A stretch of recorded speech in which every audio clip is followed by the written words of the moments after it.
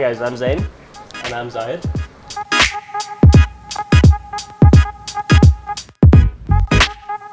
I'm going to be reviewing Flash 38. Let me just start by saying I am a huge Flash fan. But I have to say I was kind of disappointed by this particular one. If I was to rate out of 10, I'd say I'd give it a 6 or 7 out of 10. Because it wasn't great. The story has a dichotomy between two different Flashes. An imposter Flash and the real Flash who's stuck in the Speed Force. Unfortunately, this story had a lot of potential, but the imposter Flash didn't get as much development as real Flash did in the Speed Force.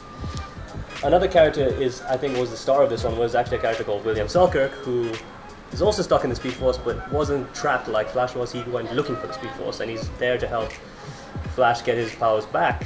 Meanwhile, you get Imposter Flash, who's doing a very terrible job of impersonating the Flash by being very, very brutal. The main villain in this one is still Mirror Master, and I have to say that I'm still waiting for the emergence of Wally West, who's also on the cover.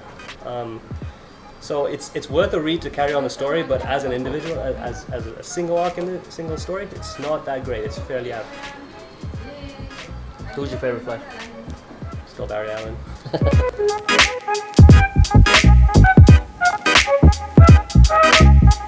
Alright, moving on. We got Justice League number 38. At the moment, the Amazo virus is out, and we find out that it is mutated and it's gone airborne. If a metahuman comes in contact with Amazo virus, they lose their powers.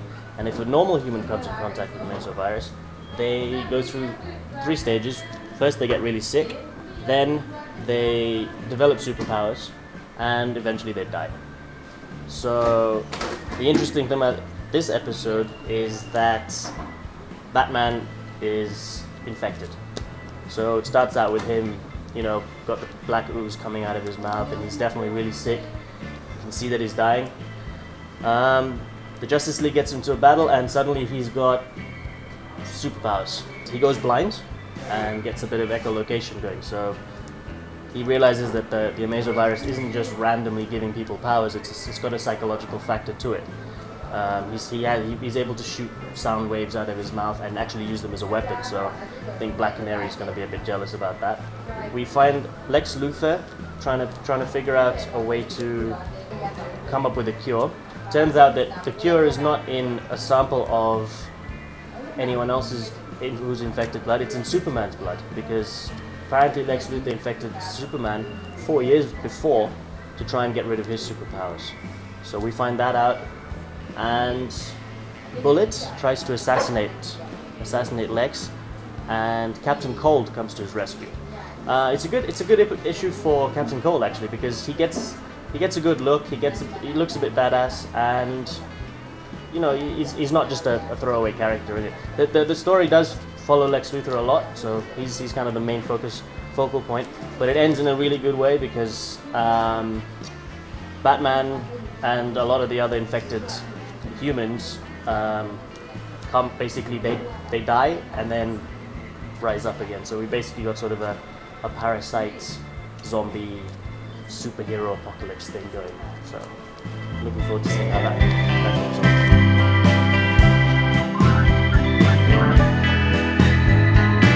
Going on to Superior Iron Man number 3.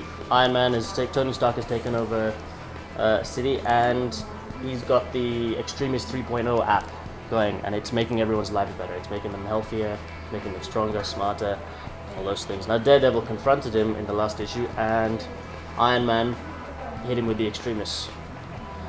So the issue starts with Daredevil getting his eyesight back, which I think is really cool and interesting, because I mean you can see how he reacts to it and what he does. And at the end of the issue, he basically makes his way to see his mate, and he just says, "Listen, all I wanted to do is see before the Extremis wears off."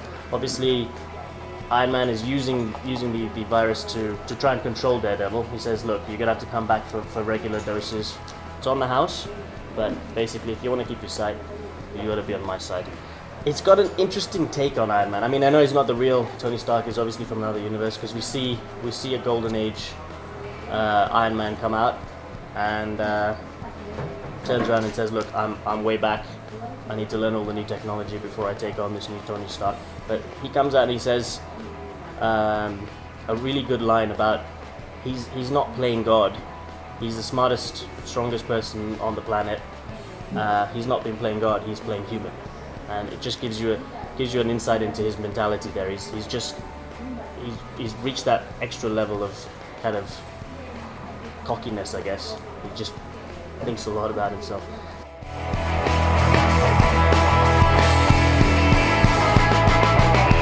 I think that's a good place to move from Daredevil. Speaking of Daredevil, I think he's wearing a black outfit to start with, rather than the red. But they said that he's maybe going to get the red one in. Yeah. The cool thing is they've turned around and said, look, he's blind. He's not exactly, going to be sewing his own suit. So he starts out with Kevlar and basically things that you or me could just go out and pick up, and he basically puts his costume together from random things. They say that someone's gonna make the costume for him. I wonder who it's going to be. Don't know. It could be Elektra. You never know. It'll be interesting to see how it fits into the larger Marvel universe pictures. Yeah, I think it's good casting choices. I'm liking the choice for Kingpin. He looks and sounds and feels right. And yeah, it looks like he's going to be pretty brutal. We got Nikon coming up April 25th. Hopefully we'll see you guys there. I mean, we'll have all these comics in the show. They'll be at a special price. We'll get some of these cardboard cutouts for you guys to take pictures with. Movie Jabber's going to be there, obviously. So yeah, I mean, it should be a fun event. I wonder if Deadpool's going to make another appearance. Oh, we'll have to wait and see. Yeah.